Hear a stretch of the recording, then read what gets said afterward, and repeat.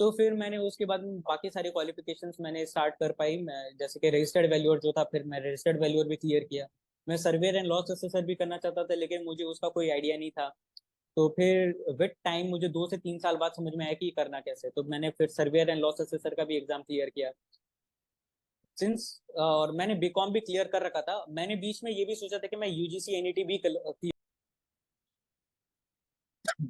Hello everyone.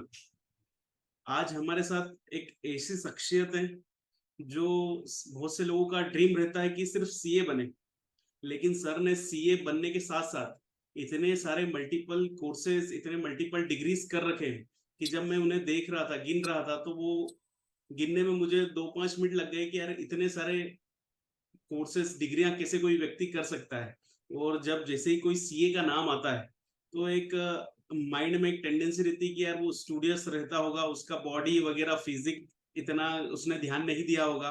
पर जैसे ही मैं सर का प्रोफाइल देखा, सर के बारे में जाना, तो सर गिटारिस्ट भी हैं, सर फिजिक भी बहुत अच्छी मेंटेन करते हैं।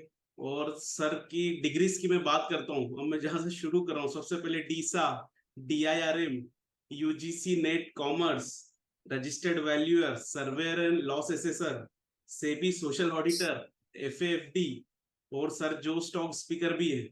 तो सर इतनी सारी डिग्रीज मुझे पहले लिखना पड़ी क्योंकि कहीं मैं छूट ना जाए। सर कुछ छूट तो नहीं रहा है मुझसे? हाँ, बीकॉम एमकॉम वो छूटा हाँ, है बस। बीकॉम बीकॉम एंड एमकॉम भी है। तो सर बहुत बहुत थैंक यू सर, आपने मुझे समय दिया कि हम फ्यूचर जो भी, मुझे भी पहले लगता था कि सीए बन गया तो मेरी लाइफ सेट हो गई, अब मुझे कुछ ज्यादा वर्क नहीं करना पड़ेगा। पर जब मैं सीए बना तो मुझे समझ में आया कि अभी तो मेरा लाइफ शुरू ही हुआ है। तो सर मैं आपसे जानना चाहूंगा कि आपने सीए बनने का कब सोचा, और सीए बनने के बाद कैसी रही आपकी जर्नी, और सीए बनने के ड्यूरिंग द टाइम भी कैसी रही? और ये मल्टीपल कोर्सेज क्या आपने पहले से ही प्लान कर रखे थे, या फिर आफ्टर बिकमिंग चार्टर्ड अकाउंटेंट आप धीरे धीरे एड ऑन करते गए, आप पढ़ते गए? तो sir over to you sir. Okay, thank you इतने अच्छे इंट्रोडक्शन के लिए।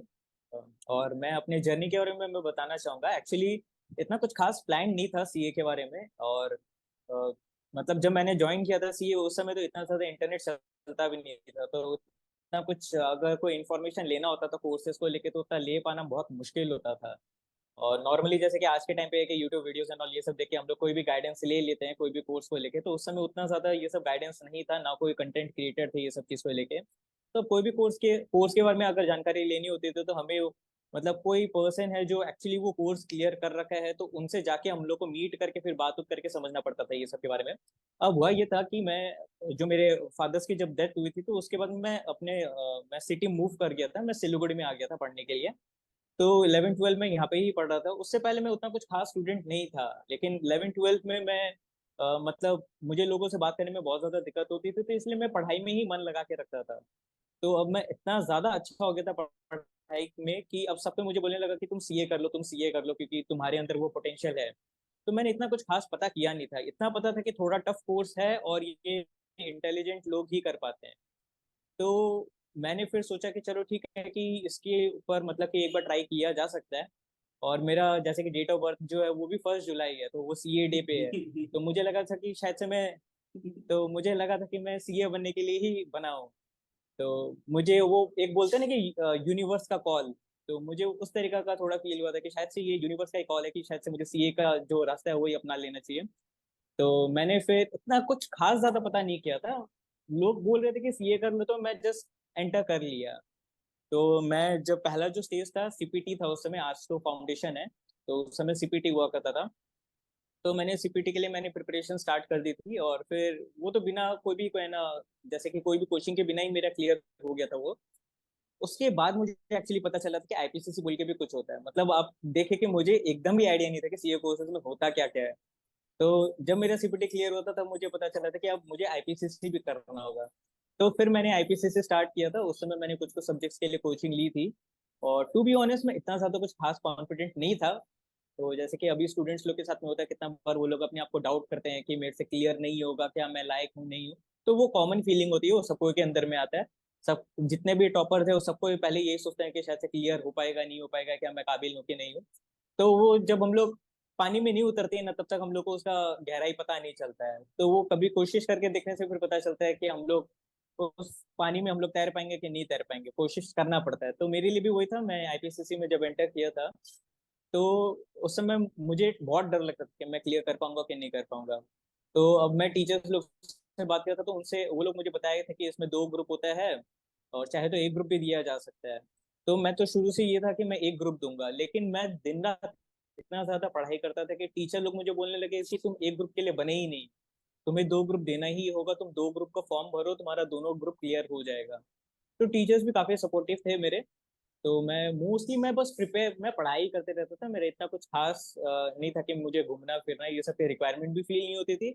और ना मेरे पास में इतना ज्यादा कोई पैसा होता था उस समय कि मैं कुछ भी एंटरटेनमेंट के लिए मैं कुछ कर पाऊँ।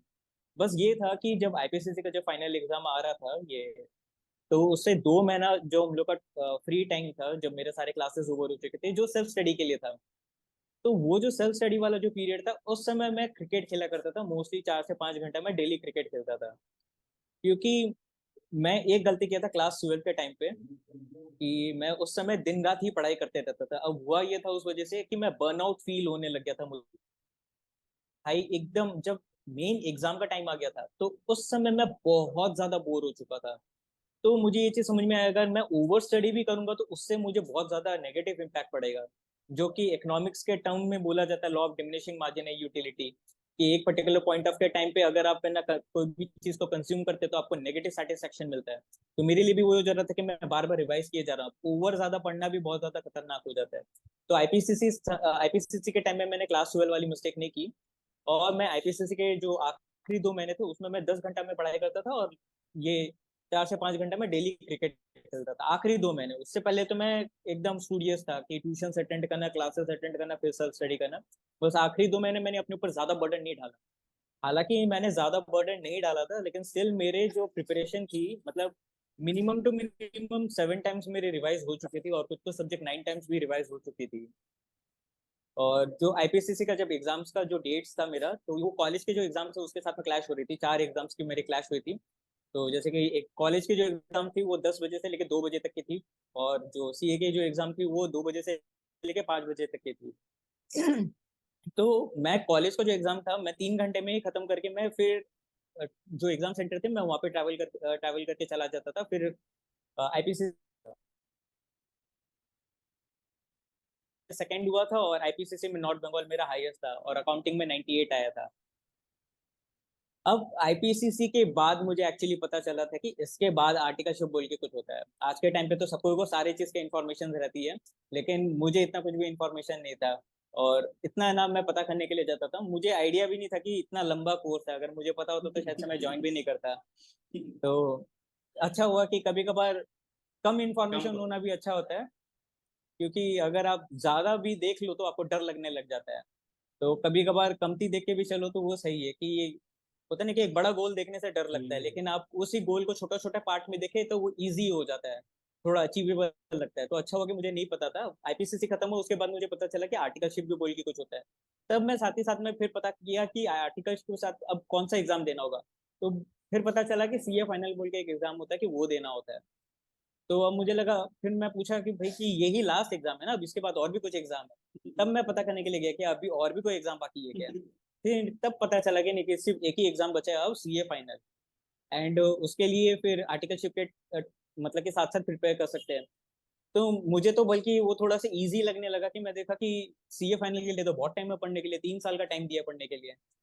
तो आर्टिकलशिप भी कंटिन्यू चल रही थी मेरी, और साथ साथ में सीए फाइनल का प्रिपरेशन भी चल रहा था।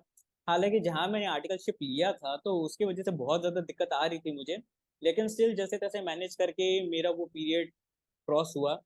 अब मेरा जो पहला अटेम्प्ट जो था सीए फाइनल का, उस समय मुझे 2.5 महीने की छुट्टी मिली थी ऑफिस से। अब जब छुट्टी भी मिली थी तो उसमें हुआ ये था कि मेरा प्रिपरेशन तो कंप्लीट था, लेकिन एग्जाम से करीब करीब 3 हफ्ता पहले मेरे आंख में कुछ प्रॉब्लम हो गया था। तो जिसकी वजह से मुझे देख पाने में बहुत ज्यादा मुश्किल हो रहा था, आंख खोलने में बहुत ज्यादा दिक्कत हो रहा था, दिन रात वो जलन हो रहा था। और एक्चुअली मैं जिस दिन मुझे ये पेन फील हुआ था मैं बहुत लाइटली ले लिया था, मैं सोचा था कि नेक्स्ट डे तक शायद से ठीक हो जाएगा। अब नेक्स्ट डे था संडे, और उस समय सारे के सारे क्लिनिक्स बंद थे। तो मैंने लीनियंटली ले लिया थोड़ा सा उस सिचुएशन को, तो अब संडे भी मैं वैसे ही रहा और मुझे मेरा जो पेन था वो और बढ़ते बढ़ते और खराब हो गया। मंडे जब गया तो मुझे एक दवाई दिया गया जो कि आंख में ढालना था हर 1 घंटा, और उसको ढाल के मुझे 15 मिनट तक लेटा रहना पड़ता था। तो उस वजह से बहुत ज्यादा स्ट्रेस बढ़ गया था। अब स्ट्रेस की वजह से हो ये रहा था कि रात को नींद नहीं आ रहा था, तो अब इंसोमिया भी हो गया था। और फिर एग्जाम से 1 हफ्ता पहले फिर हम लोग के यहाँ पे लगातार 3 दिन भूकंप आई, जिसकी वजह से और ज्यादा मतलब कि घबराहट फील होने लग गई थी। अब हर समय ऐसा फील होता था कि भूकंप ही आ रहा है। वो एक्चुअली होता है ना कि जब भूकंप आता है तो आपके बॉडी में फील होते रहता है कि हर समय कि भूकंप आ रहा है, भूकंप आ रहा है। तो अब एग्जाम में प्रिपरेशन करने की जगह मुझे मेरा कॉन्सेंट्रेशन सारा नेगेटिव थिंग्स पे ही जा रही थी। तो अब आंख भी खराब हो रखा है, इंसोमिया भी हो रखा है, और वो भूकंप वाला जो फीलिंग है उसका भी डर बैठा हुआ है। अब फिर उसके बाद में मेरे एग्जाम स्टार्ट हुए। तो एग्जाम्स एज सच मेरे कुछ खास खराब नहीं गए थे। मुझे लगा था कि मैं मतलब उतना अच्छा नहीं किया जितना मैं कर सकता था, क्योंकि वो लास्ट के 3 हफ्ते मेरे काफी खराब हो गए थे। तो जितना मैं अच्छा कर सकता था उतना अच्छा नहीं कर पाया, लेकिन मुझे ये नहीं लगा था कि मैं फेल हो जाऊंगा।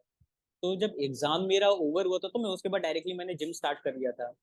एंड उस समय मैं करीब करीब 40 kg का था। मैं जिम स्टार्ट कर लिया था। मैं सोचा था कि आज तक तो कभी फेल हुआ नहीं हूँ, तो अब क्या फेल होऊंगा। तो मैं ये जिम स्टार्ट कर दिया था, ये सोच के कि पास तो मैं हो ही जाऊंगा। अब जब रिजल्ट अनाउंस हुआ तो उस समय देखा कि मैं फेल हो गया हूँ। लाइफ में पहली बार ही एग्जाम में फेल हुआ था। मतलब पहले तो बचपन में भी फेल हुआ था, लेकिन प्रिंसिपल को रिक्वेस्ट करके मैंने मतलब कि पास करवा दिया गया था। लेकिन ऐसे फिर मैं कभी भी ड्रॉप नहीं हुआ कोई भी क्लास या फिर कोई भी ऐसे कोर्स के जो स्टेप्स है उसमें। तो पहली बार मैं फेल हुआ था, ऊपर से मैं आईपीसीसी में नॉर्थ बंगाल टॉप किया था, अकाउंटिंग में 98 लाया था। तो उस समय थोड़ा सा ईगो भी हर्ट हुआ था कि भाई कि मैं कैसे फेल हो सकता हूँ। अब मैं जब फेल हुआ था तो उस समय ऐसा था कि मैं फेल हुआ था तो जितने लोग भी मेरे आसपास में जो लोग फेल हुए थे वो खुश हो गए, क्योंकि पहले उन्हें दुख हो रहा था, फिर उन्होंने देखा कि मैं फेल हो गया तो फिर तो कौन सा बड़ा बात है। तो उनको उनका वैसा दर्द फील नहीं हो रहा था, उनको वो सेटिस्फाइड थे कि नहीं चलो ठीक है, अभिषेक भी तो फेल हो गया, तो कौन सा बड़ा बात है। फिर सेकंड अटेम्प्ट के टाइम पे एग्जाम के लिए मैंने लीव के लिए अप्लाई की थी, तो उस समय उतना कुछ खास मुझे लीव दिया भी नहीं गया था। हालांकि मेरे हाथ में था, मुझे लीव मिलना चाहिए था, लेकिन मुझे नहीं दिया गया था। जैसे कि मैंने आपको कहा था कि मैंने आर्टिकलशिप थोड़ा सा गलत जगह ही ज्वाइन कर लिया था। तो अब मुझे मैंने बल्कि करीब करीब अपने 3 साल के टेनियर में मैं करीब करीब 60 से 70 संडेज भी मैंने ओवर टाइम भी किया था। और एक संडे तो ऐसा था कि उस संडे को इंडिपेंडेंस डे था तो मैं उस संडे भी मैं ऑफिस में 14 घंटा काम कर रहा था। तो अब इसके बाद में मैंने जब लीव के लिए अप्लाई किए थे तो मुझे फिर भी मुझे लीव नहीं दिया गया था। लीव काउंट एक्चुअली किया था तो उनको पता चला था कि मैं 4 महीने के लीव के लिए एलिजिबल हूँ। मतलब देखा जाए तो मैं पहले से भी अगर छुट्टी ले लेता तो भी मुझे रोक नहीं सकते थे। तो जब वो देखे कि मेरा इतना लीव मतलब कि अवेलेबल है, तो उन्होंने बोला कि नहीं कि तुम गलत काउंट मतलब कि ये गलत काउंटिंग हुआ है, फिर से रीकाउंटिंग होगा, ये होगा वो होगा। तो बोला ठीक है सर आप करवा लीजिए। तो बोला तो मेरे पास में तो अभी टाइम ही नहीं है ये सब के लिए। बोलता है कि हम यही करते बैठेगा क्या, जब टाइम होगा तब करेगा। जब 1 हफ्ता बीत गया मैं फिर वापस गया। तो फिर मुझे वो सुनाने लगे कि तुमको अकल नहीं है क्या, तुम क्या करते हो, तुम परेशान करके रखे हुए हो, इस तरीके से तुम्हें तो कुछ छुट्टी नहीं मिलने वाला। तो अब मैं बहुत ज्यादा मेंटल ट्रॉमा में मैं घूम रहा था, क्योंकि ऑलरेडी मैं फेल हो गया था, जो कि मेरे लिए बहुत बड़ा बात था। जो कि इतना मैंने ऐसे भी नहीं था कि मैंने कभी भी लीलियंटली लिया हो पढ़ाई को, मैंने बहुत सीरियसली लिया था। फिर भी मैं फेल हो गया था। अब मैं ऐसे ही उस मेंटल ट्रॉमा से गुजर रहा हूँ, फिर दूसरी तरफ ऑफिस में जो चल रहा है। फिर उसके बाद मुझे बोला गया कि तुम्हें लिख के देना पड़ेगा कि तुम 30 सितंबर तक काम करोगे, तब जाके तुम्हें छुट्टी मिलेगा, तब तुम्हारा एग्जाम फॉर्म साइन होगा, वरना तुम्हारा एग्जाम फॉर्म साइन नहीं होगा। तो अब मैंने उनको लिख के दिया कि मैं 30 सितंबर तक मैं काम करूंगा। तो फिर उसके बाद मैं 30 सितंबर तक मैं काम कर रहा हूँ। सिंस ऑडिट पीरियड है तो ऑब्वियस सा बात है ओवर टाइम तो बहुत चलेगा ही, तो मेरा प्रिपरेशन पूरा ही खराब हो रखा था, मैं कुछ ढंग से प्रिपेयर कर नहीं पा रहा था। जब 30 सितंबर ओवर हुआ, 1 अक्टूबर आया, जिस दिन छुट्टी मिली मुझे अगले दिन ही मुझे चिकन पॉक्स भी हो गया। तो अब मेरे पास में 1 महीना का छुट्टी था, और उसमें नेक्स्ट डे मुझे चिकन पॉक्स हो गया था। इंसोम्निया गया नहीं था मेरा, इंसोम्निया भी चल रहा था। और इसके अलावा मतलब मुझे कुछ कुछ स्किन डिजीजेज भी थी, जिसकी वजह से मुझे बहुत ज्यादा दिक्कत होता था कि अगर थोड़ा भी गर्मी फील होता था तो मैं पूरा बेचैन हो जाता था। तो कुछ कुछ ये सभी प्रॉब्लम्स थी, और फाइनेंशियल प्रॉब्लम भी थी, घर की भी दिक्कत थी कुछ कुछ। तो ये सब प्रॉब्लम्स के साथ साथ मुझे 1 महीने में प्रिपेयर करना था। अब मेरे पास में वहाँ पे दो ही ऑप्शन थे, या तो मैं कंप्लीटली गिव अप कर दूं, या तो फिर मेरे पास जितना भी समय है जो भी है जिस हिसाब से मैं कुछ भी कर सकता हूँ मैं अपना बेस्ट देने का ट्राई करूँ। क्योंकि बीच में रह के अगर मैं करूंगा तो कुछ नहीं हो पाएगा। कि मैं सोचूं कि हाँ कि ठीक है 1 घंटा पढ़ लेते हैं देख लेते हैं, 1 2 घंटा पढ़ लेते हैं देख लेते हैं, वैसे मैं नहीं सोचा।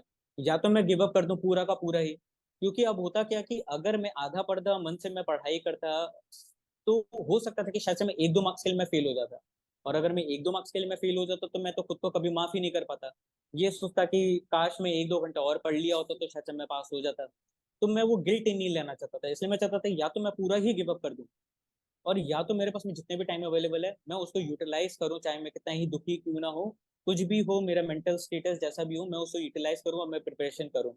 क्योंकि जहाँ मैंने 4 साल 4.5 साल इतना मेहनत कर चुका हूँ, तो वहाँ पे 30-40 दिन और सही।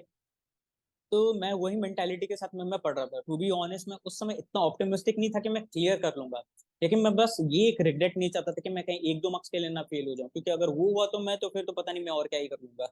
तो मैं वो रिग्रेट नहीं चाहता था। तो एग्जाम्स आए, और इतना ज्यादा मैं पेपर देके कॉन्फिडेंट नहीं था, क्योंकि मैं ऑलरेडी 5 बार पढ़ के जब फाइनल अटेम्प्ट दिया था मैं उसमें फेल हो गया था। अभी तो मैंने सिर्फ एक बार प्रिपरेशन की थी। हालांकि ये एक चीज है कि मैं नोट्स बहुत अच्छे तरीके से मेंटेन करता था, मेरे स्टडी स्किल्स बहुत अच्छे थे, और मेरे मेमोरी इतने अच्छे नहीं है लेकिन मेरी मेमोरी टेक्निक्स बहुत अच्छी है। तो मैं निमोनिक्स एंड ऑल ये सब क्रिएट करने में बहुत अच्छा हूँ, तो मैं वो सब कर करके मैं हर एक चीज मैनेज कर लेता था। तो 1 महीने में भी मैंने पूरा सिलेबस कवर कर लिया था। लेकिन ये एक चीज है कि पेपर्स उतने अच्छे नहीं जा रहे थे। लेकिन एक कोई भी पॉइंट ऑफ टाइम में मैंने ये नहीं सोचा कि नहीं कि मुझे गिव अप कर देना चाहिए, कि इस अटेम्प्ट में तो मैं पास होऊंगा ही नहीं तो फायदा क्या देके।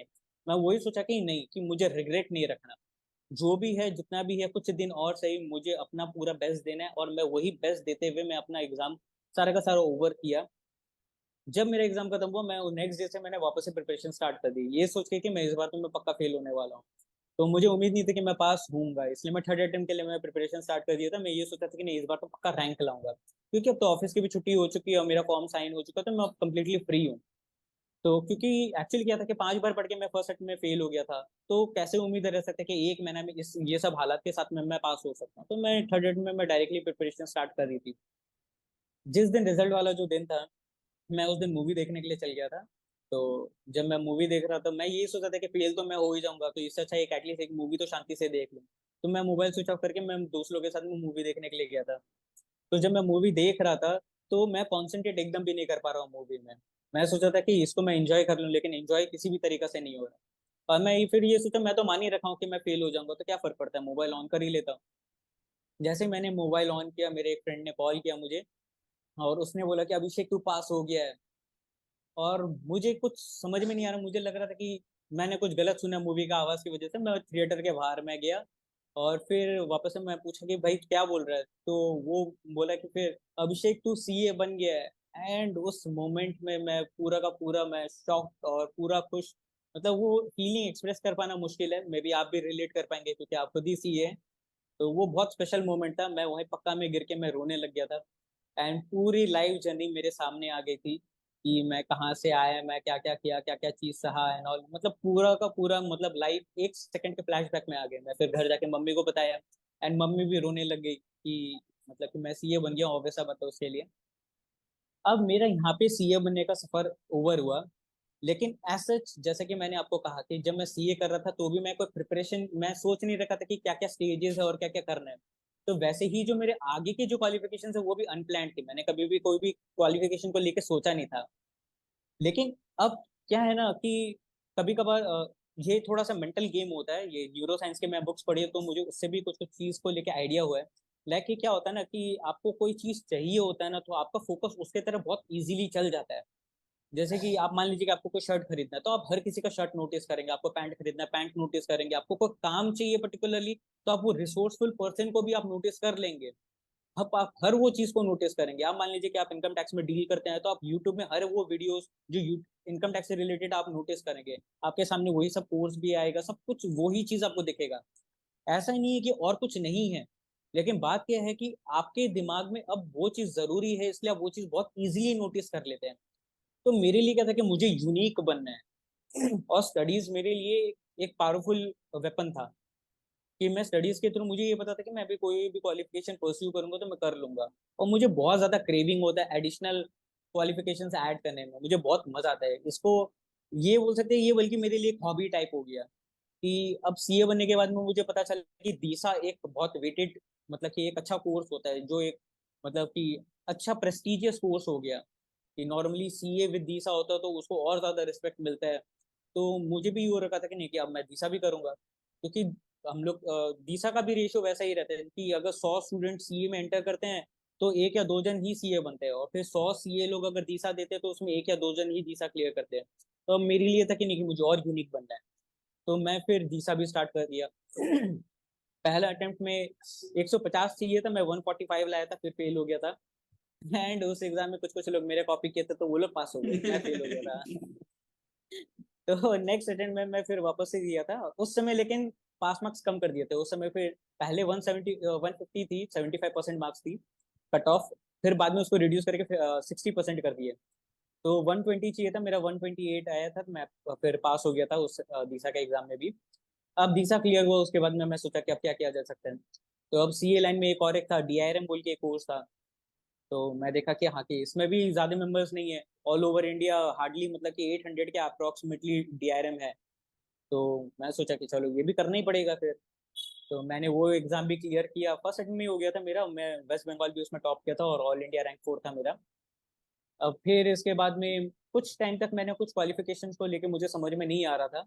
लेकिन बस वही बात है, जैसे मैंने आपको बोला कि जब आप कोई चीज़ के बारे में सोचते हैं तो आप उस चीज़ को नोटिस करने लग जाते हैं। तो मुझे इधर उधर से कुछ ना कुछ कोर्सेज के बारे में इंफॉर्मेशन मिलती रहती थी, लेकिन मुझे समझ में नहीं आ रहा कि कैसे ज्वाइन करूं।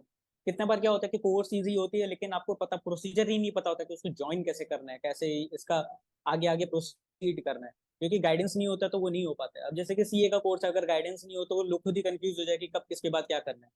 तो मैंने जो जो क्वालिफिकेशंस की उसमें भी यही दिक्कत है कि कोई गाइडेंस नहीं था। तो अब हुआ ये कि मैं फिर ये गूगल एंड ऑल ये सब में सर्च कर करके मैं वेबसाइट में जाके रीड कर रहा हूँ, मैं कोर्स के बारे में समझ रहा हूँ, फिर उसके बाद में मुझे कुछ कुछ रिसोर्सफुल पर्सन मैं नोटिस कर ले रहा हूँ। तो फिर मैंने उसके बाद में बाकी सारी क्वालिफिकेशंस मैंने स्टार्ट कर पाई। मैं जैसे कि रजिस्टर्ड वैल्यूअर जो था, फिर मैं रजिस्टर्ड वैल्यूअर भी क्लियर किया। मैं सर्वेयर एंड लॉस असेसर भी करना चाहता था, लेकिन मुझे उसका कोई आइडिया नहीं था। तो फिर विद टाइम मुझे 2 से 3 साल बाद समझ में आया कि करना कैसे, तो मैंने फिर सर्वेयर एंड लॉस असेसर का भी एग्जाम क्लियर किया। सिंस और मैंने बीकॉम भी क्लियर कर रखा था, मैंने बीच में ये भी सोचा था कि मैं यूजीसी एनईटी भी क्लियर करूंगा। एक्चुअली मुझे नाम के अंदर आगे डॉक्टर भी लगाने का मन था, क्योंकि 1 जुलाई है तो सीए डे डॉक्टर्स डे दोनों एक साथ होता है। तो मुझे वो रखा था कि नहीं, मैं सीए एंड डॉक्टर दोनों साथ साथ लगाऊंगा। तो अब डॉक्टर बनने के लिए क्या करना होता है, तो मुझे फिर पता चला कि उसके लिए यूजीसी एनईटी बोल के एक एग्जाम होता है, वो क्लियर करना होगा। तो फिर मैं पता किया कि यूजीसी एनईटी क्लियर करने के लिए अब क्या करना होगा, तो उसके लिए था कि मास्टर्स में 55% चाहिए। तो इसमें एक और चीज था कि सीए क्वालिफिकेशन को भी मास्टर क्वालिफिकेशन माना जाता है, लेकिन इसमें कैच क्या है कि जनरल अगर हो तो आपको 55% चाहिए होता मास्टर्स में। तो अब मेरी तो जस्ट 51% थी, तो मैं एलिजिबल नहीं हो पा रहा था इस तरीके से। तो मेरे लिए था कि मुझे मास्टर्स क्लियर करना पड़ेगा। तो मैंने जून 2020 में मैंने मास्टर्स स्टार्ट किया था। फिर मेरा मास्टर्स क्लियर करने के बाद में मैंने फिर यूजीसी एनईटी के लिए भी एग्जाम दे दिया। तो ये सब कुछ सारे क्वालिफिकेशन साइमल्टेनियसली चल रहे हैं। मैंने रजिस्टर्ड वैल्यूअर भी दे रखा है, फिर मैंने एमकॉम के लिए भी एनरोल कर लिया था, फिर उसका भी एग्जाम हो गया था। फिर उसके बाद में जब एग्जाम क्लियर हुआ मेरा, फिर मैंने यूजीसी एनईटी के लिए एनरोल किया। पहला अटेम्प्ट में फेल हो गया था, क्योंकि मैं एकदम ही अनप्रिपेयर्ड गया था, एकदम मुझे कुछ भी नहीं पता था कि उसका मतलब पेपर पैटर्न क्या होता है, मुझे वो भी नहीं पता था। तो पेपर 1 पेपर 2 दो पेपर रहते हैं उसमें। तो अब मैं अटेंड करना चालू किया था, मैंने देखा कि पेपर 1 में 50 क्वेश्चन है, तो मैंने ये सोचा था कि पेपर 2 में भी शायद से 50 क्वेश्चन होगा। तो 3 घंटा का टाइम था, मैंने पेपर 1 खत्म किया 1 घंटा 20 मिनट में। तो अब मुझे लगा था कि 1 घंटा 20 मिनट में मैंने पेपर 1 खत्म कर लिया, मेरे पास में अब एडिशनल 10 मिनट्स है पेपर 2 के लिए। जैसे मैंने पेपर 2 में गया, मैं देखा कि वहाँ 50 क्वेश्चन नहीं हुआ, 100 क्वेश्चन है। तो मुझे समझ में आया कि मुझे एक्चुअली 1 घंटा में खत्म करना चाहिए था पेपर 1, लेकिन मैंने 20 मिनट एक्स्ट्रा ले लिए एक तरीका से। तो लास्ट के जो 20 क्वेश्चन थे मेरे, वो छूट गए। अब इस वजह से क्या हुआ कि मेरा काफी सारा मार्क्स मेरा बहुत खराब हुआ था, वो भी इजी जो क्वेश्चंस होते हैं, कंप्रीहेंशन वाले जो क्वेश्चंस होते हैं, वो सारे छूट गए थे। तो अब जब रिजल्ट अनाउंस हुआ तो देखा मेरा 96 परसेंटाइल था। तो अब उस समय 98 परसेंटाइल कट ऑफ था। अब जिन लोगों को नहीं पता परसेंटाइल सिस्टम क्या होता है, मैं वो बता देता हूँ कि अब मान लीजिए कि अगर 98 परसेंटाइल कट ऑफ है, तो इसका मतलब ये है कि अगर 100 बच्चे लोग एग्जाम दे रहे हैं, तो आपको 98 बच्चों लोग से ज्यादा मार्क्स लाना पड़ेगा, तब जाके आप पास होंगे। मतलब कि you need to be in top 2। अगर आप फर्स्ट सेकंड हो रखे हैं तो ही आप पास हो पाएंगे वो 100 बच्चा में। तो अब मेरा 96 परसेंटाइल आया था, तो मैं फेल हो गया था। मुझे ये चीज मैं फेल सिर्फ इसलिए हुआ था क्योंकि मुझे पेपर पैटर्न तक नहीं पता था। लेकिन एक चीज मुझे खुशी थी कि चलो ठीक है, मैंने एग्जाम इन्वायरमेंट मैंने फील कर लिया था और मुझे पता है कि मैंने क्या गलती किया, तो मैं वो गलती रिपीट नहीं करूंगा। तो मैंने वापस से सेकेंड अटेम्प्ट दिया। सेकेंड अटेम्प्ट के टाइम में मैं करीब करीब 30 से 40 दिन में पढ़ाई किया था, और उस समय जब मैंने एग्जाम जब दिया था तो मैं क्लियर हो गया था, मेरा 97.72 परसेंटाइल आया था। और फिर मैंने वापस से थर्ड अटेम्प्ट के लिए मैंने वापस से ट्राई किया था। मैं ये सोचा था कि अब यूजीसी एनईटी में भी क्या होता है कि यूजीसी एनईटी प्लस जेआरएफ होता है, मतलब कि एक ही एग्जाम होता है लेकिन दो अलग अलग क्वालिफिकेशन मिल जाता है आपको। अगर जैसे कि सीए में होता है कि अगर आप सीए क्लियर कर लेते हो आप सीए होते हैं, लेकिन अगर आप टॉप 50 में होते हैं तो आप मेरिट होल्डर भी हो जाते हैं। तो जेआरएफ यूजीसी एनईटी कैटेगरी में मेरिट होल्डर जैसा हो गया कि वो रैंकर्स जो लोग होते हैं वो लोग को फिर जेआरएफ भी होता है। सेम ही एग्जाम है, जैसे सीए में सेम एग्जाम होता है लेकिन वो सीए और मेरिट होल्डर के बीच में डिफरेंशिएट होता है, वैसे ही यूजीसी एनईटी का भी सेम एग्जाम होता है, लेकिन एक नेट क्वालिफाइड और जेआरएफ के बीच में वो जो रैंकर्स होते हैं उनको फिर जेआरएफ मिल जाता है। तो अब मैं उसके लिए वापस से मैंने ट्राई किया था। तो मैं इस समय लेकिन एकदम भी नहीं पढ़ा था, सेकेंड अटेम्प्ट में मैंने फिर भी कुछ पढ़ा था, थर्ड अटेम्प्ट में मैंने एकदम भी नहीं पढ़ा, कुछ भी नहीं पढ़ा। जस्ट मुझे ये पता था कि एग्जाम डेट ये है, मैं एग्जाम डेट पे जाके बैठ गया, मेरे पेपर एकदम भी अच्छा नहीं गया था। हालांकि उस समय बस एक मेंटल गेम मैं खेला था कि मैं यही सोचा था कि अगर मेरा एग्जाम अच्छा नहीं जा रहा है और अगर मुझे एग्जाम टफ लग रहा है तो ऑब्वियस सा बात है ये सबको को लग रहा होगा, तो ये सबको के लिए ही कॉमन होगा। तो अब मुझे ये एक रियलिटी पता था। अब इस सिचुएशन में क्या होता है ना, 90% लोग गिव अप कर देते हैं ये सोच के कि पेपर तो बहुत टफ है, मेरे से तो होगा नहीं, तो वो लोग उतना कॉन्सेंट्रेट करने का कोशिश नहीं करते, वो लोग पहले ही हार चुके होते हैं। तो मुझे ये एक सच्चाई पता था कि अगर मुझे टफ लग रहा है तो सबको को टफ लग रहा होगा, तो मैं जितना हो सके मैं अपने तरफ से मैं अपना बेस्ट देने का कोशिश करूँ तो वो ज्यादा बेटर रहेगा। एग्जाम दे दिया था, मैं सेटिस्फाइड नहीं था कि मैं क्लियर हो पाऊंगा नहीं हो पाऊंगा। अब जब रिजल्ट अनाउंस हुआ तो देखा बल्कि मेरा पिछली बार से भी ज्यादा अच्छा परसेंटाइल आ गया। पिछली बार 97.72 परसेंटाइल था, इस बार 98.47 परसेंटाइल आ गया, वो भी बिना पढ़े। बस वो एक मेंटल गेम के वजह से जो एग्जाम हॉल में मैं प्ले किया था, ये जानते हुए कि मुझे पता है कि मैक्सिमम लोग गिव अप कर चुके होंगे। अब मेरा कंपटीशन से वो लोग से जो लोग गिव अप नहीं किए, तो मेरे लिए वो एक ईजी हो गया था। तो मेरा सेकेंड टाइम भी यूजीसी एनईटी क्लियर हुआ था फिर। और फिर बीच में मुझे एक एनआईएसएम सोशल ऑडिटर के कोर्स के बारे में भी मुझे पता चला था।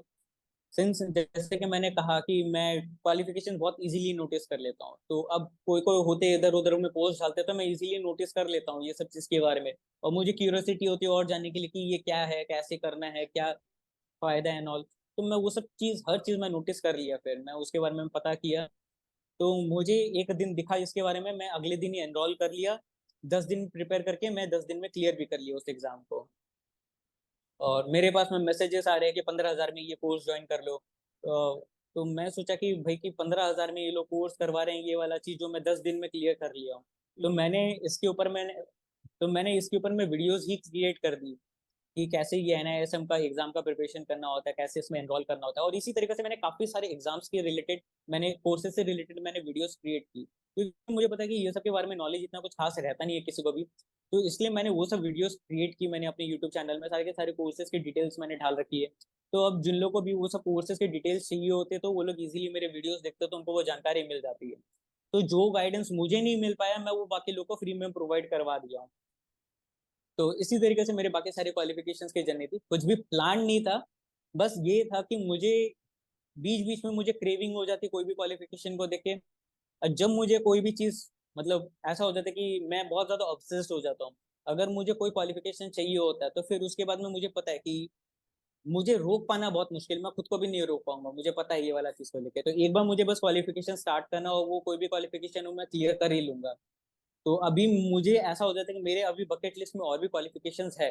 अभी मैं प्लान कर रहा हूँ कि मुझे और भी कुछ कुछ क्वालिफिकेशंस लेनी है, लेकिन अभी मैं स्टार्ट नहीं कर रहा हूँ क्योंकि मुझे पता है कि मैं एक बार स्टार्ट कर दूंगा तो मैं खुद को भी नहीं रोक पाऊंगा। तो अभी सोचिए क्या होता है ना कि बाकी जो मेरे ऑफिशियल्स जो ऑफिशियल काम है वो सब भी थोड़ा सा इफेक्ट हो जाएंगे। तो मैं चाहता हूँ कि एक बार उसको थोड़ा सा और ग्रो कर लूँ, तो वो एक ऑटोमेशन लेवल पे आ जाए, तो फिर बाकी और क्वालिफिकेशन जो मैंने अपने बकेट लिस्ट मैंने क्रिएट कर रखे हैं मैं उसको एक एक करके मैं क्लियर करते जाऊँ। तो अभी है मेरे कुछ बकेट लिस्ट में क्वालिफिकेशन जो मुझे क्लियर करनी है। तो may be 10 years down the line फिर और 8-9 क्वालिफिकेशन ऐड ऑन हो जाएगी। तो यही था मेरा सफर सीए स्टूडेंट से सीए बनने तक, और सीए से लेके फिर और बाकी सारे क्वालिफिकेशंस लेने तक का। सर आपकी स्टोरी सुनकर एक दो लाइन है कि मंजिल मिल ही जाएगी भटकते हुए ही सही, गुमराह तो वो हैं जो घर से निकले ही नहीं। तो सर आपको जैसे कि कुछ भी नहीं पता था, धीरे धीरे एक के बाद एक आप करते गए और क्वालिफिकेशन ऐड होते गया। बहुत से लोग हम पर हंसते भी गए। जैसे मैं भी सीए बना था सर, आफ्टर शादी के बाद में बना हूँ। तो वैसे ही अच्छा। सर आपका भी स्टोरी, आपको स्टार्टिंग में कुछ नहीं पता था पर आप एड ऑन करते गए धीरे धीरे धीरे। तो सर मैं आपके वीडियो पर कैसे आया कि मैंने loss surveyor and loss assessor वाला मुझे भी पता नहीं चल रहा था, फिर कहीं पर आपका यूट्यूब चैनल लिखा सीए अभिषेक अग्रवाल। तो उस वीडियो चैनल यूट्यूब चैनल के थ्रू मैं आपका पूरा देखा। फिर आपका जो स्टॉक स्पीकर वगैरह ये सब देखा मैंने, यार एक बंदा कितने सारे क्वालिफिकेशन कर चुका है।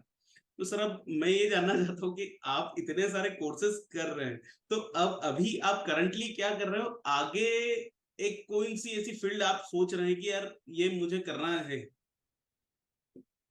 अच्छा, मैं इसके बारे में बताना चाहूंगा। हालांकि इसको स्टार्ट करने से पहले मैं एक चीज बताना चाहता हूँ, ना कि मैंने 150 से भी ज्यादा सेल्फ हेल्प बुक्स भी पढ़ाई है साइमल्टेनियसली ये सब के अलावा।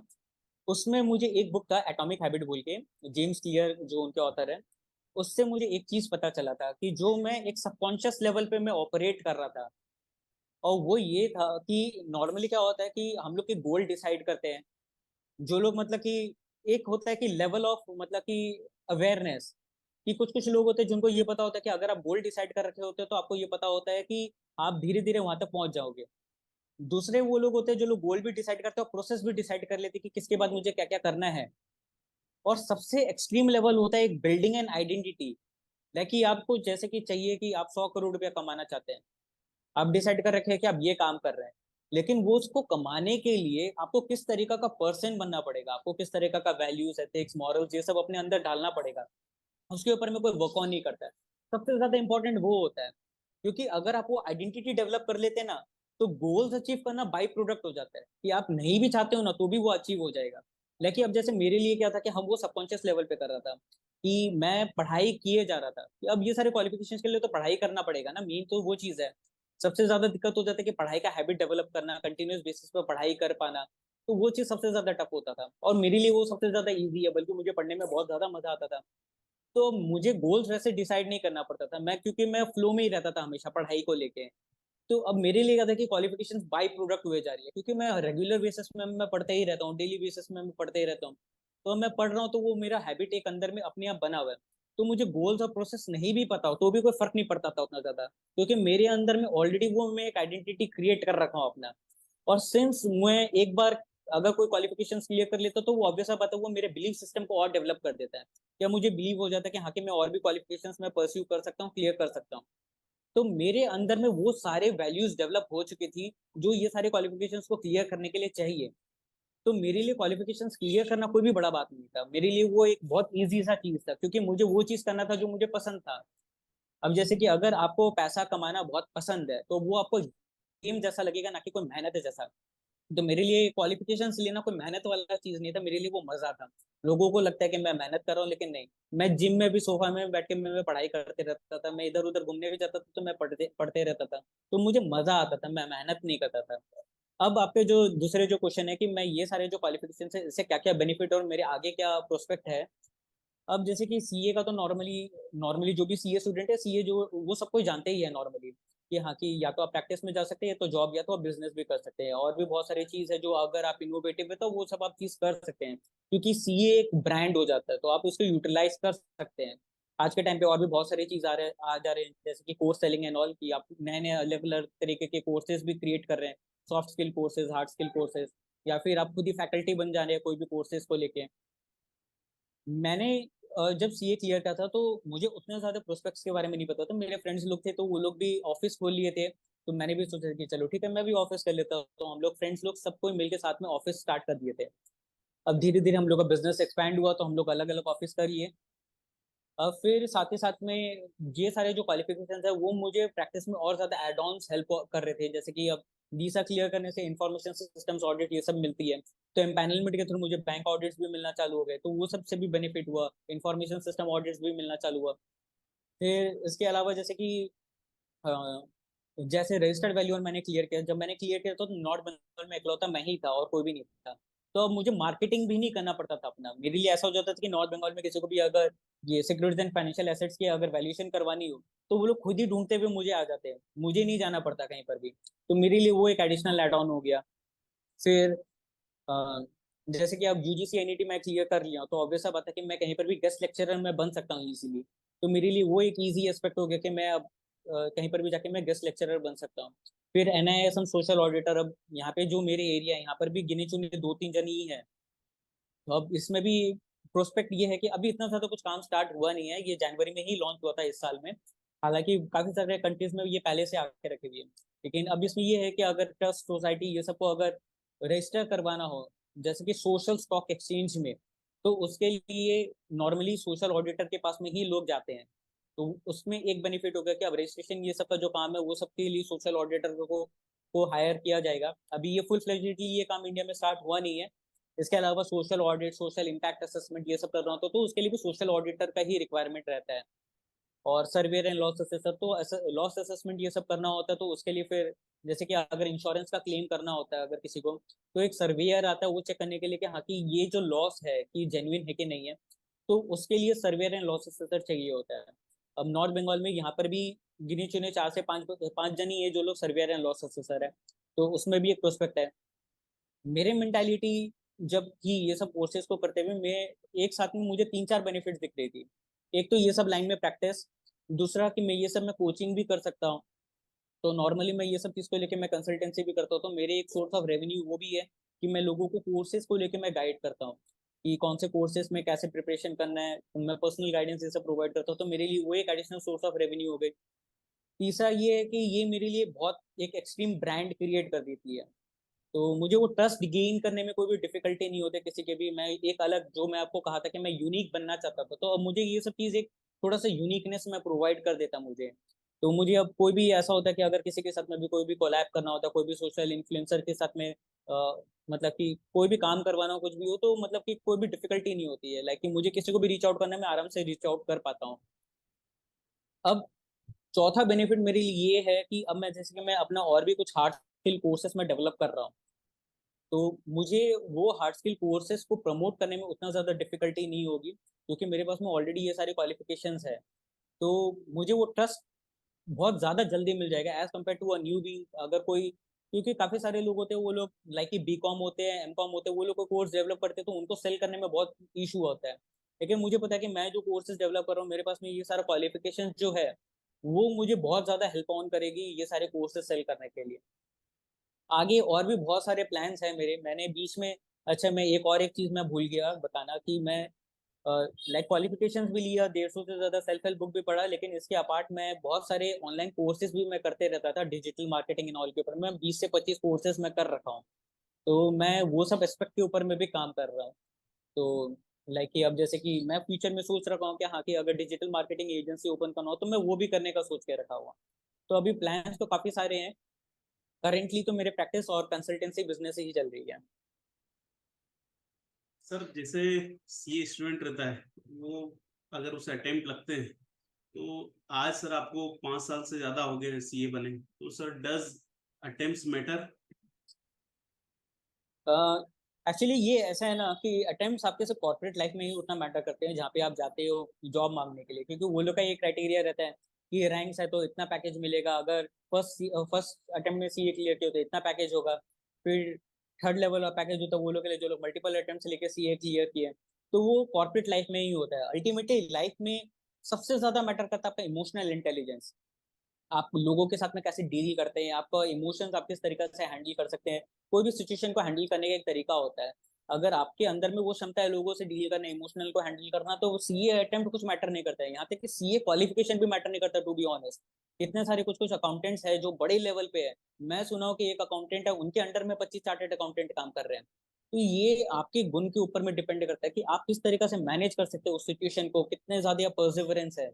तो ये थोड़ा सा देखा जाए तो ये गिफ्ट होता है आपके अंदर में कि आपको मिला होता है एक सहनशीलता, कि आप कोई भी चीज में कितना देर तक लगा रह सकते हैं, कितना आपके अंदर में कोई भी चीज को झेलने का क्षमता है। तो वो अगर ये गिफ्ट अगर आपको मिला हुआ है तो क्वालिफिकेशन ही मैटर नहीं करता है। तो अटेम्प्ट तो बिल्कुल भी मैटर नहीं करता है। अगर आप सीए हैं तो अगर आपके अंदर में वो परसिवरेंस है, आपके अंदर वो ग्रिट है, तो आप कुछ भी अचीव कर सकते हैं। इस कोर्स में आपको नॉर्मली सब कुछ ही सिखा दिया जाता है। और सबसे ज्यादा चीज तो ये कि आपको आर्टिकलशिप में इतना ज्यादा रगड़ा जाता है कि आपको मतलब कि ये चीज होता है ना कि संघर्ष जो करना होता है वो संघर्ष आपको आर्टिकलशिप के फेस में दिख जाता है, क्योंकि आपको इतना मेहनत भी करना है, ऑफिस में काम भी करना है, फिर साथ साथ में पढ़ाई भी करना है और घर जाके गाली भी खाना है, तो वो सब कुछ आपका एक साथ में चल रहा होता है। तो सीए बनने के बाद में लाइफ बहुत ईजी हो जाता है। लेकिन मेन चीज क्या हो जाता है ना, सबसे बड़ा दिक्कत क्या है, सीए और रियल लाइफ में डिफरेंस सबसे बड़ा है। एक्चुअली सीए लाइफ नहीं, एक्चुअली स्टडीज लाइफ और रियल लाइफ में डिफरेंस क्या है कि एकेडमिक लाइफ में सिलेबस डिफाइंड होता है, तो लोगों को पता होता है कि क्या करना है, जो कि मैंने आपको बताया था कि सबसे बड़ा चीज क्या हो गया कि गोल, तो पता है कि सीए करना है, फिर प्रोसेस, तो पता है कि क्या क्या सब्जेक्ट्स पढ़ना है, फिर तीसरा जो चीज है बिल्डिंग एंड आइडेंटिटी, जो कि आपके अंदर में जो हुनर है, जो कि कोई भी चीज करने का इच्छा जो आपके अंदर में इनबिल्ट है। तो अब सीए बनने के बाद में क्या होता है ना कि लोग का गोल कंप्लीट हो गया, जब गोल कंप्लीट हो जाता है तो उसके बाद में डायरेक्शन लेस हो जाते हैं। लेकिन अगर आप एक आइडेंटिटी बिल्ड कर रखे होते हैं ना, तो आप डायरेक्शन लेस नहीं होते हैं, क्योंकि आपके अंदर में अभी भी पता करने का क्षमता बचा हुआ होता है। लोगों का क्या होता है कि एक्चुअली सबसे बड़ा दिक्कत क्या हो जाता है कि हमें स्पून फीडिंग चाहिए होता है, कि कोई हमें बता दे तो हम लोग कर ले। नो डाउट अगर आप कोई भी सीए को कुछ भी बता देंगे, आप डायरेक्शन दिखा देंगे कि तुम ये चीज फॉलो करो, एक एकदम फिक्स एकदम अच्छा से बता देंगे ना, वो सीए वो अचीव कर सकता है, कोई दिक्कत का बात नहीं है। लेकिन बात ये हो जाता है कि सीए क्लियर करने के बाद में एक ईगो डेवलप हो जाता है कि मैं तो सीए क्लियर कर चुका हूँ, तो इसलिए लगता है कि नहीं बस हो गया। तो उसके बाद में क्या होता है कि नॉर्मली लोग पता करना छोड़ देते हैं। तो पता करने वाला एक एटीट्यूड है ना, तो उसके बाद में कोई भी चीज करना चाहे वो इजीली हो जाता है, क्योंकि हम लोग किस नॉलेज के ऊपर में बैठे हैं ना, हम लोग को खुद को अंदाजा नहीं है। लेकिन मैं एक मुद्दे से मैं थोड़ा सा डाइवर्ट होना चाहता हूँ, जैसे कि यूजीसी एनईटी है। जैसे यूजीसी एनईटी का भी एग्जाम क्लियर करने के लिए लोग 9 से 10 महीना पढ़ाई करते हैं, 10 10 घंटा 12 12 घंटा पढ़ते हैं, और उसके बाद में भी फेल हो जाते हैं। मैं जस्ट एग्जाम में बैठा और मैं पास हो गया, तो मुझे भी पता नहीं कि मैं किस नॉलेज के ऊपर मैं बैठा हुआ हूँ, समझ रहे हैं। तो ये चीज हो जाती है कि सीए क्लियर करने के बाद में वो सीए एक किस नॉलेज के ऊपर में बैठा हुआ है उससे खुद को अंदाजा नहीं होता है। तो सीए क्लियर करने के बाद में उसके पास में हर एक ऑप्शन है, लेकिन बस वही है कि उसको पता करना है कि क्या करना है। वो थोड़ा सा अगर वो टाइम दे, 5 6 दिन रिसर्च करे कोई भी चीज के ऊपर में, तो उसको एक आइडिया हो जाएगा। लोग जैसे कि 10 10 साल का अपने एक्सपीरियंस दिखाते हैं, एक्चुअली देखा जाए तो वो 10 10 साल का एक्सपीरियंस में वो सारे मतलब कि छुपे हुए एक्सपीरियंसेस है जहाँ पे वो गिव अप किया था, जहाँ पे उसे खुद को भी बिलीफ नहीं था। लेकिन अगर कोई कंटिन्यूस बेसिस में एक महीना अगर कोई फील्ड को अच्छा से एक्सप्लोर करे कोई सीए, तो वो उस फील्ड के तह तक अच्छे से जा सकता है।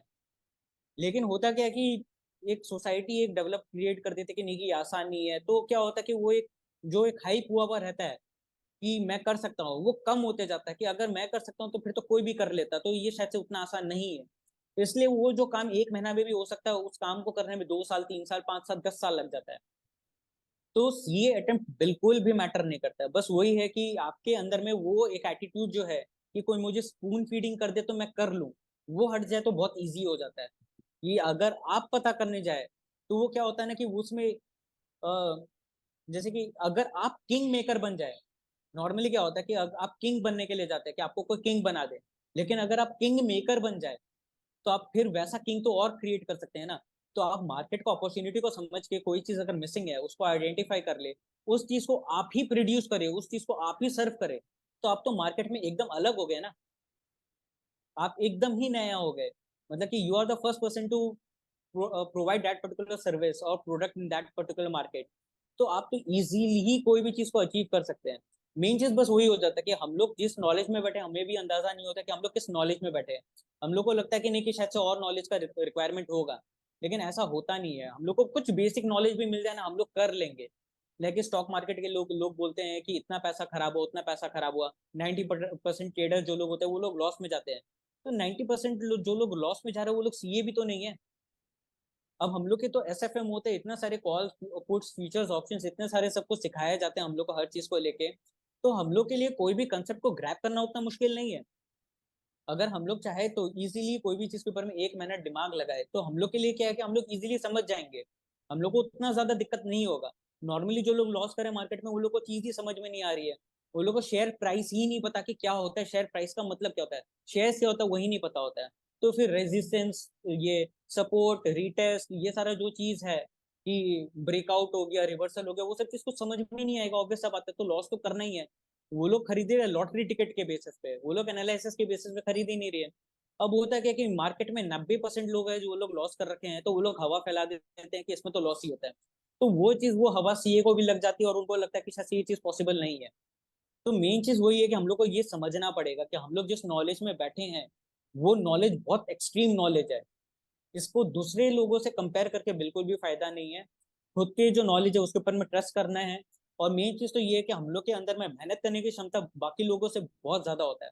हम लोग बहुत इजीली मेहनत कर लेते हैं, हम लोग के लिए कोई बड़ा बात नहीं है, क्योंकि हम लोग का हैबिट ही ऐसा डेवलप हो रखा है कि हम लोग को बुक्स पढ़ना है। हम लोग घूमने फिरने में हम लोग को उतना ज्यादा इंटरेस्ट आता नहीं है। हम लोग को पार्टी करने में उतना ज्यादा इंटरेस्ट आता नहीं है। हालांकि ऐसा माना जाता है कि भाई कि जो लोग ये चीज नहीं कर रहे हैं वो बोरिंग होते हैं, लेकिन to be honest from my perspective, मुझे बुक पढ़ने में जितना मजा आता है उतना मुझे पार्टी या घूमने जाने में उतना कुछ मजा नहीं आता है। तो अब है क्या कि सीए के अंदर में वो एक आइडेंटिटी बिल्ड हो रखा है जो वो चीज चाहिए उस पर्टिकुलर गोल पे जाने के लिए। लेकिन क्या होता है कि सोसाइटी के डर के वजह से, सोसाइटी के जो हवा है उसके वजह से वो जो आइडेंटिटी होती है ना वो खराब होने लग जाती है। तो मेन चीज वही है कि अटेम्प्ट चाहे कितने ही हो जाए उससे कोई फर्क नहीं पड़ता। अपने जो नॉलेज है उसके ऊपर में ट्रस्ट करना है और कोई भी फील्ड को अच्छे से एक्सप्लोर करना है। और ऐसा नहीं है कि उसके बारे में पता नहीं चलेगा, आज के टाइम पे सारे इन्फॉर्मेशन है यूट्यूब में। आप कोई भी चीज के ऊपर में सर्च करने के जाएंगे आपको यूट्यूब से मिल जाएगा कोई भी चीज। कितने सारे ऐसे लोग हैं जो लोग अपनी वीडियोस में कहे हैं कि मैं करोड़पति बन गया हूँ, मैं फ्री के यूट्यूब वीडियोस देखता था, मैं वो सबसे कुछ कुछ चीज समझा और मैं उसको इम्प्लीमेंट किया, मैं करोड़पति बन गया। तो जो वो लोग कर सकते हैं, तो ये तो बहुत एक्सट्रीम नॉलेज में बैठे हुए हैं। तो अटेम्प्ट तो बिल्कुल भी मैटर नहीं करता है। सर आपकी बातों से मैं तो बहुत ज्यादा इंस्पायर हो गया हूँ सर, क्योंकि इतना आपने एज अ सीए बताया कि यार अगर आप सीए हो तो आप बहुत अच्छे नॉलेज पर हो। और हम ही या तो हमारे ईगो में या फिर एक माइंडसेट बना लेते कि यार अब बस सीए बन गया तो अब बस मैं आगे नहीं करूंगा, या तो मैं कोई एमएनसी में जॉब ले लेता हूँ, 10-20 लाख रुपए का पैकेज, 30 लाख रुपए का पैकेज लेता हूँ और बस उस हिसाब से मेरी लाइफ, बल्कि लाइफ में बहुत कुछ ज्यादा है। तो आपकी स्टोरी से पता चला मुझे, बहुत अच्छा सर आपने मुझे गाइड किया। और सर एक और चीज, मैं लास्ट चीज आपसे पूछना चाहूंगा कि sir future of CA course, chartered accountants का फ्यूचर आप क्या देखते हैं सर? कैसे देखते हैं, क्या रहेगा इसमें? जैसे एआई वगैरह आ रहा है, तो आपको क्या लगता है कि ये क्या सीए कोर्स को कुछ नुकसान कर सकता है क्या? एक्चुअली मेरे हिसाब से एआई जो है वो सीए कोर्स को अफेक्ट नहीं करने वाला। जो लोग स्मार्ट है, जैसे कि मैं कहा कि अगर जो लोग एनालाइज करके उस चीज को एडवांटेज में कन्वर्ट कर सकते हैं। जैसे कि अब मैं खुद ही ChatGPT and all use करते रहता हूँ, मैं अलग अलग सॉफ्टवेयर यूज करते रहता हूँ मैं अपने कंपटीशंस को एनालाइज करने के लिए। इसलिए मेरे काफी सारे यूट्यूब में ऐसे वीडियोस है कि अगर लोग सर्च करते हैं तो सबसे पहले ऊपर मेरा वीडियो आता है।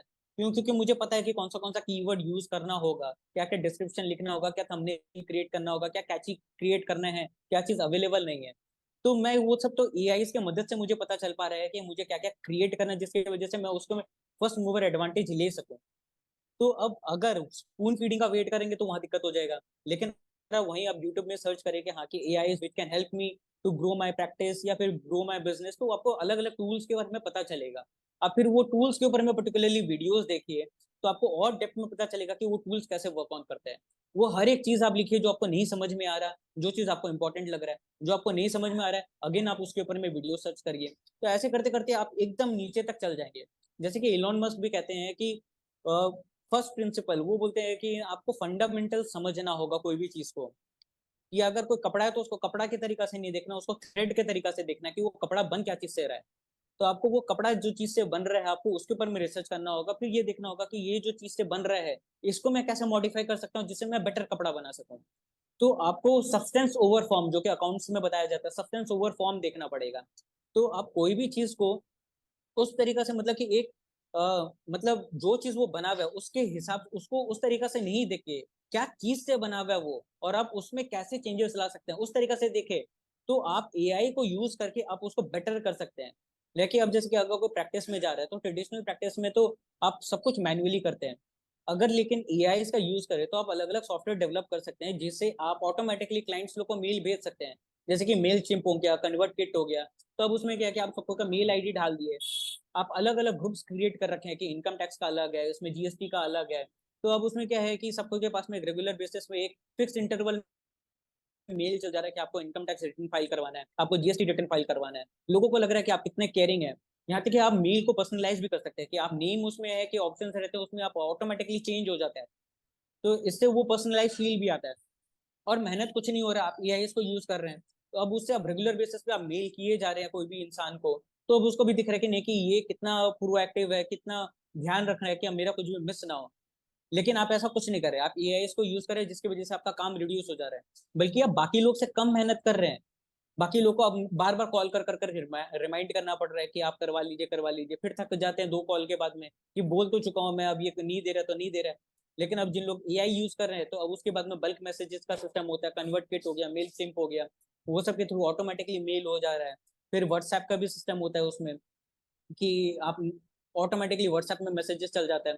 तो अब एआई को यूज करके आप उसे बेनिफिट हो सकते हैं, बल्कि ये ऐसा नहीं है कि आपको हरा देगा। अगर आप इसको यूज कर ले तो ये आपको ऐसा है कि ये बहुत बड़ा आपके लिए वेपन बन जाएगा। और मोस्टली क्या है कि जैसे कि मैंने आपको कहा कि मैक्सिमम पॉपुलेशन वैसे ही होते हैं जो लोग स्पून फीडिंग पे बिलीव करते हैं। तो अगर आप वो गो गेटर वाला एटीट्यूड रखे कि हाँ कि मुझे सीखना है, मैं इसका ट्रेंड लाना चाहता हूँ, तो अगर वो वाला एटीट्यूड लाए तो वो बहुत ईजी हो जाता है। हो सकता है कि थोड़ा टाइम लगे, 1-2 साल आपको टाइम लगे वो सब चीज समझने में, लेकिन जब वो नॉलेज आपके अंदर में आ जाता है ना, तो आपका कंपटीशन में कोई रहता ही नहीं है, आप अकेला होते हैं। और उसके बाद में क्या होता है कि लोग फिर आपके पास में आते हैं वो सिस्टम डेवलप करवाने के लिए कि मुझे भी ये सिस्टम चाहिए। तब आप उससे 50,000, 1 लाख, 2 लाख कुछ भी चार्ज कर सकते हैं। जैसे कि अब मुझे मैंने बहुत सारे डिजिटल मार्केटिंग का कोर्स किया, मैं उसे इंप्लीमेंट करता हूँ, मुझे उससे बहुत सारे रिजल्ट भी मिलते हैं, मेरे पास में रेवेन्यू भी आता है। अब मेरे पास में लोग आते हैं कि ये चीज कैसे किया, वो चीज कैसे किया, तो मैं उनसे आराम से इजिली चार्ज कर लेता हूँ। अब कितने सारे लोग हैं वो लोग को माइक चाहिए होता है, 35,000 का रॉड का माइक आता है कि हाँ कि ये वाला मैं माइक खरीद लेता हूँ तो ये बहुत अच्छा है, लेकिन अब ये 35,000 का तो बहुत महंगा हो जा रहा है। तो अब उनको उससे रिलेटेड सब्स्टिट्यूट ही नहीं पता कि कौन सा माइक खरीदूं। अब मैं वैसा वैसा माइक खरीद सकता हूँ कि मैं 2,000-3,000 में भी मैं नॉइस कैंसिलेशन वाला माइक मैं रिकमेंड कर सकता हूँ जो बहुत अच्छा क्वालिटी में है। तो अब यहाँ पे क्या कि मैं पैसा सेव कर दे रहा हूँ, मैं क्वालिटी भी डेवलप करवा पा रहा हूँ। अब मुझे पता है कि कैसे वीडियो एडिटिंग ये सब चीज करना है, अब मैं वो वीडियो एडिटिंग यूज करके मैं वीडियोस क्रिएट कर रहा हूँ। तो मेरे वो सब यूट्यूब वीडियोस मतलब कि रैंक कर रहे हैं। अब वो सब की वजह से लोगों के नजर में मैं आ रहा हूँ, तो मुझे प्रैक्टिस के लिए भी काम आ जा रही है साथ साथ में, और मुझे कोर्सेज के लिए किसी को गाइडेंस चाहिए होता है तो मुझे उसके लिए भी लोग पूछते हैं कि ये कोर्स कैसे करना है। तो मैं एआई का यूज करके मुझे तो बहुत ज्यादा फायदा होता है, क्योंकि मैं वो लोग तक पहुंच पा रहा हूँ जो लोग तक मैं मैनुअली नहीं पहुंच सकता था, लेकिन अब मैं डिजिटल लेवल पे पहुंच पा रहा हूँ। मैं वो लोग के साथ मैं कनेक्टेड हूँ जिन लोग से मैं मैनुअली कनेक्ट नहीं हो पाता, लेकिन अब डिजिटल लेवल पे मैं उनसे भी बहुत ज्यादा बेटर बेटर लोगों से मैं कनेक्ट हो पा रहा हूँ। तो अगर आप एआई को यूज करते हैं तो ये कोई भी चीज को खराब नहीं करेगा, ये मदद ही करेगा। 1 मिनट में पानी पीना।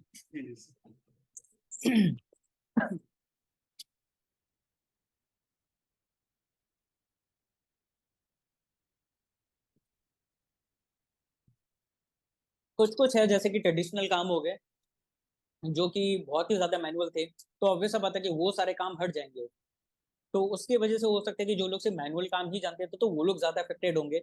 लेकिन जो लोग इंटेलिजेंट है, जो लोग वो लोग एक आइडेंटिटी बिल्ड कर रखे हैं कि गो गेटर वाला, कि मुझे पता करना है, वो लोग जो ये एटीट्यूड डेवलप कर रखे हैं उनके लिए वो बहुत ईजी हो जाएगा, क्योंकि वो लोग वो टूल यूज करके बल्कि अपना काम जल्दी खत्म कर लेंगे। तो उनको बल्कि प्रमोशन और मिल जाएगा, उनका काम नहीं जाएगा, उनको उल्टा और प्रमोशन मिल जाएगा।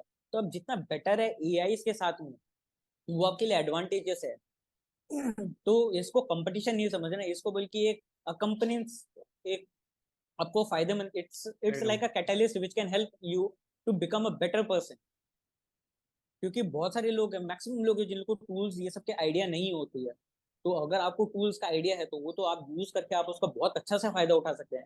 चैट जीपीटी है, अब उसमें किसी को ऐसे लिखना होता है तो आप ऐसे लिखने की जगह आप चैट जीपीटी को बोल दो कि राइट में 2,500 वर्ड्स ऐसे, तो वो बहुत अच्छा ऐसे लिख देता है। अब मैं कुछ कुछ गाइडेंस मैं प्रोवाइड करता हूँ, मैं 150 बुक पढ़ने के बाद में मैं गाइडेंस प्रोवाइड करता हूँ। मैं वही क्वेश्चन चैट जीपीटी में डालता हूँ, मैं देखता हूँ कि करीब करीब एग्जैक्टली वैसा ही सजेशन चैट जीपीटी भी दे दे रहा है। और मैं वो सजेशन के लिए मैं बल्कि चार्ज कर रहा हूँ, चैट जीपीटी वो फ्री में दे पा रहा है, लेकिन लोग यूज करना ही नहीं जानते हैं। उनको बल्कि ऐसा लगता है कि पता नहीं कि मैं ये टूल पे क्लिक कर दूंगा तो पता नहीं क्या ही हो जाएगा। उनको ये समझना चाहिए कि खोने के लिए कुछ नहीं है, लेकिन पाने के लिए सब कुछ है। तो मेन चीज वही है कि अगर आप उसको इस तरीका से देखें कि ये आपको मदद करने के लिए आया है, आपका काम आसान करने के लिए आया है, तो आप उससे बहुत ज्यादा फायदा उठा सकते हैं, बल्कि काम खराब नहीं होगा, बहुत अच्छा हो जाएगा। आप ये सब टूल्स को यूज करके आप बहुत ज्यादा मदद ले सकते हैं। लोग वेबसाइट डिजाइन कर लेते हैं, ये HTML कोड्स एंड ऑल ये सब चाहिए होता है, वो चैट जीपीटी प्रोवाइड कर देता है। सारा बिजनेस मोबाइल सारा का सारा बिजनेस मॉडल डेवलप करके दे देता है। बहुत सारा चीज है जो आपको प्रोवाइड कर देता है। इसके अलावा कितने सारे टूल्स है जो आपको अलग अलग तरीका से हेल्प आउट करते हैं। तो आपको टूल्स यूज करना आना चाहिए। अगर आप कर पाते हैं तो वो इजी हो जाएगा। फ्री में वीडियो एडिटिंग हो जाता है, थंबनेल क्रिएट हो जाता है, आपके लिए राइटअप्स आ जाता है, वर्ड्स को कैसे वीडियोस में कन्वर्ट करना है, वो सब कुछ ऑटोमेटिकली हो जाता है। और लोग कितने सारे ऐसे हैं कि जो लोग अपना फेस तक नहीं दिखाते हैं, सारे के सारे एआई की मदद से चैट जीपीटी से टाइप किए कि इसके ऊपर में कंटेंट क्रिएट कर दो, कंटेंट के लिए वर्ड्स ले आते हैं, वो वर्ड्स को यूज करके दूसरे एआई में डालते हैं कि उस एआई में बोल देते हैं कि create a video with this text, और वो लोग एक वीडियो ऑटोमेटिकली एक वीडियो क्रिएट हो जाता है। तो वो सारा क्या है, और फिर वही वीडियो अपलोड कर देते हैं, उसमें मिलियन मिलियन व्यूज चल जाती है। अब फिर ये वीडियोस के थ्रू इतने मिलियन व्यूज आ जाते हैं, दुनिया भर का सब्सक्राइबर होता है। फिर बायोस में लिंक्स होते हैं कि ये मेरा प्रोडक्ट है, अगर जिसको खरीदना है तो ये वाले लिंक में जाके खरीद लो। तो वो एक ऐसा वीडियो जो उसने खुद क्रिएट नहीं किया, एआई की मदद से क्रिएट किया, लेकिन अब उस लिंक में जाके लोग खरीद रहे हैं और उसको कमीशन मिल रहा है, और वो कमीशन ही उसको लाखों में मिल रहा है। तो यहाँ पे वो एआई को यूज कर रहा था, तो वो उसको बल्कि मदद कर रहा है, उसका कंपटीशन नहीं बना, उसको फायदेमंद साबित हुआ। और दूसरा चीज क्या है कि जैसे कि मैंने कहा कि रियल लाइफ में इमोशनल इंटेलिजेंस मैटर करता है सबसे ज्यादा। लोगों से डील कर पाने का जो तरीका होता है वो सबसे ज्यादा मैटर करता है, क्योंकि सबसे ऊपर वाले जो लोग होते हैं वो लोग काम नहीं करते हैं, वो लोग डिसीजंस लेते हैं कि क्या चीज कैसे करना है।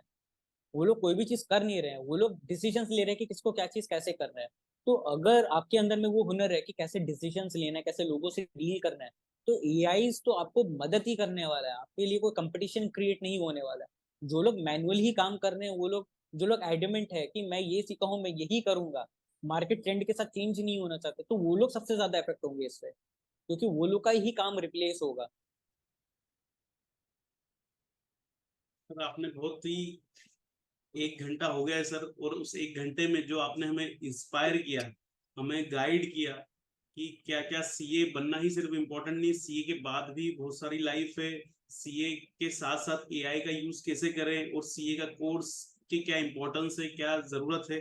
तो इन सब चीज को सर, आज ये मेरा पहला इंटरव्यू था लाइव, उसमें आपने सर बहुत ही अच्छा गाइड किया, बहुत अच्छा इंस्पायर किया। तो उसके लिए आपको बहुत बहुत धन्यवाद सर, बहुत बहुत थैंक यू।